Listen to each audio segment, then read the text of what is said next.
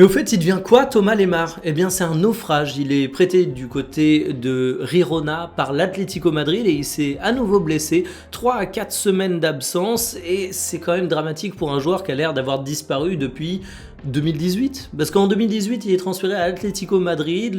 L'AS Monaco le vend pour 70 millions d'euros. C'est une énorme vente, mais c'est justifié parce qu'à ce moment-là, en Ligue 1, Thomas Lemar, c'est un mec qui est plein d'avenir, qui est un footballeur absolument fabuleux, qui fait partie des joueurs qui compte en équipe de France, mine de rien, et tu te dis que du côté des Colchoneros, il va tout exploser, sauf que ça se passe pas comme prévu. En cette saison, du côté de l'Atlético Madrid, t'as l'impression que tu peux retenir quasiment rien. Alors évidemment, il a eu des minutes de jeu, mais je vous ai sorti une statistique qui est assez frappante.